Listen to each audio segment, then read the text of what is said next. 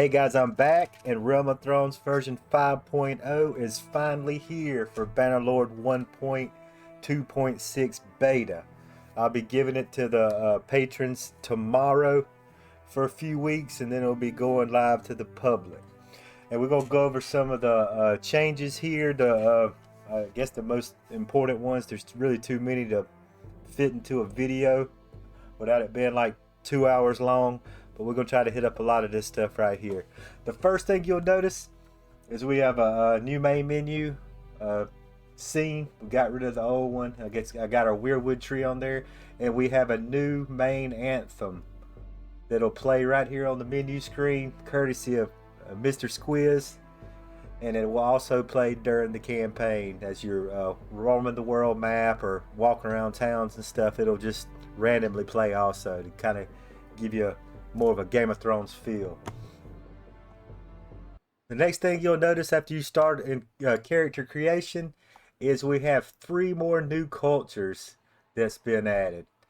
We have the Skagosi, Summer Islander, and Yiddish. So there's 3 more options for you to choose. This was the Skagosi, of course, will start you on the island of Skagos. Summer Islands will start you in the Summer Islands, and the Yiddish will start in Eastern Essos. We have kind of like a Yeti Exiles, a new kingdom. We'll talk about that later, but these are 3 brand new cultures added to the game. As you continue on through character creation, we have 3 more brand new races that you can pick. These are incomplete. There's still a lot of work to be done, but you can select them. The first one is White Walker. You can do some customization to it, but a lot of it isn't finished yet. But you can play as a White Walker now. You can play as a White, or you can play as a Giant. And like I said, they're incomplete, but you can still play as them. I believe the White Walker and the Giant have massive buffs to their damage resistance, so they can take a whole lot more hits than usual. The Whites, I believe, it's the exact same as a human, but it's just kind of it'd be funky to actually play like this. And they actually do. You can't tell right here, but the White Walkers and the Whites all have glowing blue eyes. If you get into the dark scene, you'll see their eyes glowing, so it's pretty good. And also with the Whites, we have brand new noises. You'll see during battle, there's some zombie noises, screeches, and stuff like that. If you decide to play as one of these races, you could, everything will go as normal. But if you do get married and do have kids, they will be human for right now. We hadn't got that far into it, so just be aware you'll have human kids, but your character will forever be whatever these races are. Okay, the next thing we'll touch on is we've added loads more pop-up events that change all sorts of alliances, kingdoms. It changes, it kills off characters, it causes invasions, and it starts right here. When you first start the game, we just have this pop-up, just kind of setting the tone for the story. The Ned Stark execution is trying to get you going, and then you'll work your way. We have, of course, we still have the Ridley and the Stannis event. We have a Battle of the Blackwater event. It'll change the dynamics of Stannis' situation.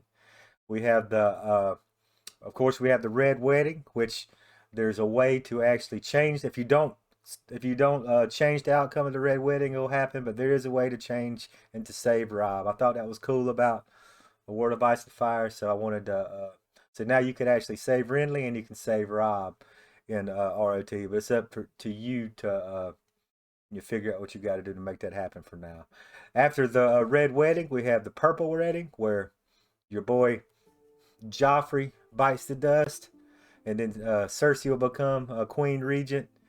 After that, we have the Stannis to Eastwatch event, where Stannis, after he's been reeling from his defeat at the Battle of the Blackwater, he'll decide he needs to head up to help out the Night's Watch, to gain some support up north. So Stannis will go to Eastwatch, and after that, the next big event Further, you're pretty deep into the campaign. I think it's like day 450. We'll have, as long as Daenerys is alive and her kingdom's still alive and kicking, Daenerys will invade Westeros. So I'm looking forward to that, seeing how that plays out. So these are all things to look forward to. Brand new stuff that'll change things up. So it's really cool. Really happy to this stuff's finally in the mod. Okay, the next thing we're gonna look at, we have two brand new scenes. The first one we're gonna look at is the Red Keep throne room. Check it out. We have the Red Keep throne room ready to roll, functional. It'll I even got the keep battle set up, so if you take King's Landing and you're fortunate enough to have a battle here, you'll get to actually duke it out right here in the halls of the Red Keep. The next brand new scene by Ladnar that we have, our first town scene in Realm of Thrones, is we have the twins. It's fully functional. You could do about, you could besiege it, the ladders and all that good stuff. You could take over the twins. Very nice. So glad to finally have this in here, and we have plenty more in the works. The next thing we're going to look at the three brand new small kingdoms that we added to make with debuffs to the militia. So we got we got rid of our bandit-owned castles to try, and we've found out another way to make an easier way for you to get your first castles and towns. So we got a small one clan kingdom of the Skagosi here at Driftwood Hall, and for these next three feasts I'm gonna show you, they have no militia, so it should be a whole lot easier. It's still gonna be tough because there's still a chance they could hire mercenaries and stuff like that, but they should only have one battle party out there roaming and one fief for you to take with no militia. So I mean, look, there's only at this point right now there's only a 38 garrison. I mean, that the garrison will go up, but there's never going to be a militia here until you take it over, and then it'll function just like a regular castle. And there's also brand new troops, brand new Skagosi troops. We got unicorns and all kinds of stuff. So brand new. This is one of them.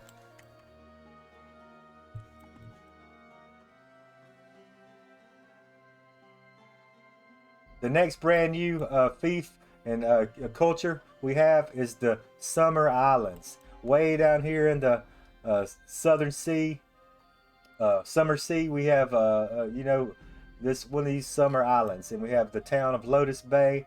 We have brand new Summer Island troops with Golden Heart bows down here, and as you notice, there's no militia here also. So this is another easier chance for you to get your own town. This is actually a town. Got awesome brand new troop trees, and another spot down here for you to try to take over if you want to try to score you a town without having to betray a kingdom.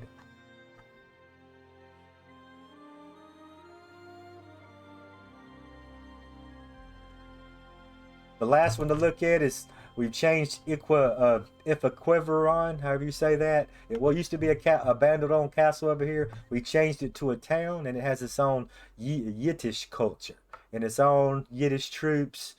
And it's over here, and you notice it doesn't have a militia either. So this is another town you can score. We've also added a whole lot more static wars.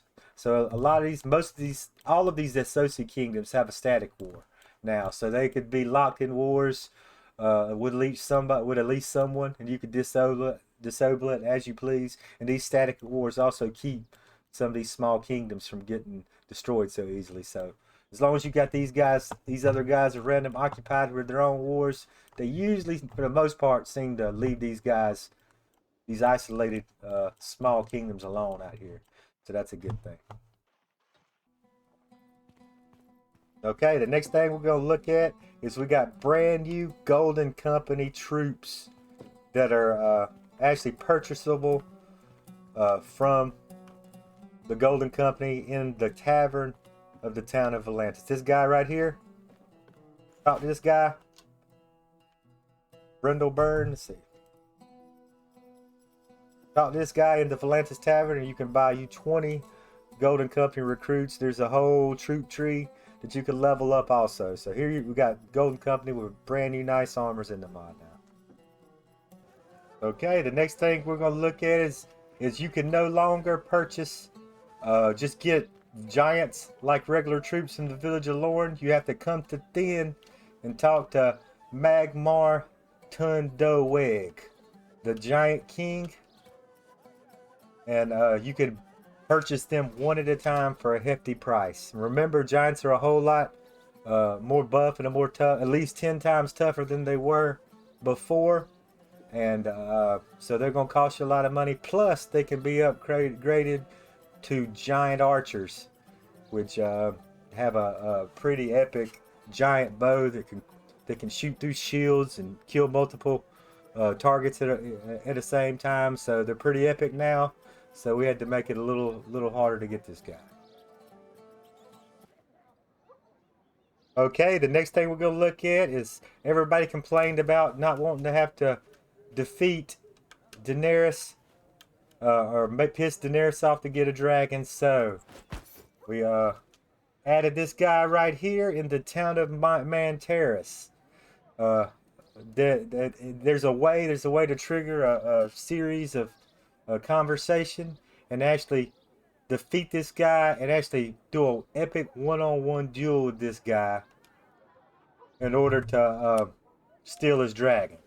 You got to watch out. He has a huge epic two-handed sword, and you can come in here. There's a guy you have to talk to, and then you could accept the mission, and then you could find this guy and you could actually attack him. And if you beat him in battle, which is going to be hard because he's got some epic armor and an epic sword, and you'll just have to fight him with, civilian gear. But if you beat him in battle, you'll receive his red dragon. So there's a way to get a dragon now, legitly in the game, without stealing them from Dany. And I kind of like that because I never really wanted to piss off Dany either, because I'd rather defeat her and leave her and make her go to peace and make her bend the knee instead of taking her dragon and making her hate me forever. Okay, the next thing we're gonna look at is just we've added loads and loads of new houses and new castles. I'm just gonna go through a few of them in Westeros since seems to be the ones that everybody cares about. We added Fair Castle and House Farmon. Since we got rid of the bandit-owned castles, we actually changed Castamere. We will be adding Castamere back at some point as a ruined castle to rebuild, but it's not in the mod no more. We changed it to Ashmark and House Marbrand. We also added Pink Maiden, House Piper, and Red Lake, House Crane. I think there's one more in Westeros we added, and that is Skyreach and House Fowler. So that's just the ones in Westeros. In Essos, we added loads more too. I just don't want to go through all of them. You wouldn't know most of them anyway, but lots more. At least every kingdom in Essos has at least a couple more clans and a couple more feasts than they did before. Okay, another thing I want to go over, since Tell Worlds actually in 1.2 they added their own kingdom destruction, and this was kind of it's cool that it's in the mod now. I mean, it's in the base game now, but it's when it worked with ROT, what it would do is when you defeated a kingdom, the all the clans would have 4 weeks to join another kingdom, and if they didn't join another kingdom in 4 weeks, they would completely disappear. The clans would get destroyed, and they would disappear forever. So I coded a way for them to never disappear. They'll wander the map. A lot of them will still eventually join kingdoms, but some of them seem to never want to join kingdoms. But if you're a king, I added dialogue options. If you're the king of your own kingdom, you could hunt these houses down, talk to them, and you could pay them to join your kingdom. So I'd hate to see the Riverlands get destroyed, and Blackfish's clan just decides he don't want to join nobody, and then he just disappears, or Edmure, or say the North gets destroyed and House Stark don't want to join another kingdom and they just disappear. I just couldn't have that, so I changed that up. So none of your favorite houses will ever disappear, and they'll always be there to either be recruited or to give them as much time as they need to join another kingdom. I also reworked loads and loads of the armor values, and the statistics, the prices, all that stuff's been made more uniform about across the board. We got lots of new banners, We got also, yeah, I want to do that. I've added hundreds of Lord comments from lore. We're gonna find one of them, and I'm gonna just give you an example. Too cautious. I would ask you for your name. Okay, to check out the new Lord comments, all you have to do is just engage it with them in conversation. Go to where I would like to discuss something, and go to their option. Do you have any general thoughts on politics? Like I said, I've added hundreds of comments pertaining to the lore. Check it out. Lord Tydos Blackwood says, "We'll uphold our vows to House Tully and fight until our last breath if need be. By the way, steer clear of the Brackens. They're bad news." So, I mean, there are all kinds of, some things are just political. Some things are just sayings from the show that I thought were cool. Some things are just memorable things that's happened throughout the show or the books or whatever. But like I said, so whenever you talk to these lords, be sure to click on that option if you see it. You never know, you might get a good laugh or some kind of nostalgic moment or something like that from it. Okay, we've also fixed the power bars for all the kingdoms. A lot of them were black, that were causing confusion, you know, with the power bars and when you go into battle. So those have been fixed. We got seasonal snow now in the winter months. They actually fixed it in 1.2. I mean, it's still a work in progress. It isn't the most beautiful thing in the world, but most of the north now, when the winter months, all this green up here, all this green in the north will be covered in snow. Down here in the Vale, a lot of the Vale will be covered in snow, and also a huge chunk of northern Essos, from like Rios all the way across to Norvos, all the way across Essos, will be covered in snow in the winter in the winter season. So for that 21 days or whatever, you'll have snow up here, which will give you some variety. It'll give you snow battles, it'll give you snow sieges, so everything isn't always the same. If you fight these up here in these areas in the north, everything's going to look different, which is always a good thing. Okay, we've also added loads and loads of new items. I'm not going to go through everything with you, but here's just an example of one of the real nice ones. This is the Corliss Valerian armor set from House of the Dragon. We have brand new Valerian troops in the Dragonstone troop tree also. We also got the sword Red Rain on his side and the sword Bright Roar on his back. And like I said, I'm not gonna go through every bit of this stuff, but I'll just go down the list real fast since this video is getting kind of long. We have the Golden Company equipment, giant armor and bow, Bronn leather armor, Podrick leather armor, House Kerwin equipment. Of course, we got the House Valerian Lord and Soldier equipment. We got brand new Vale equipment, the sword Red Rain. We have an undead horse and saddle, 2 Stark horse armors, a Stormlands horse armor, 3 types of Skagosi unicorn. Here he is right here. Here's just an example. Here he is right here, the unicorn, the black one, the ebony unicorn. We have Victorian Greyjoy's Kraken armor set. We have the Summer Isles armor set, the Golden Heart bow, House Frey armor set, Bright Roar. We got the Season 8 Jaime leather armors. We got brand new Renly Baratheon armor set from the show and crown. We have a Renly sword, Barristan Selmy sword, Martell scimitar. So we got all this stuff. This is probably by far, I'd say this is the best update. The Realm of Thrones, the best version of Realm of Thrones by far. So I hope you guys enjoy it, and I'll be back next. I'll be back with some playthrough videos for sure sometime very soon. Thank you guys for watching.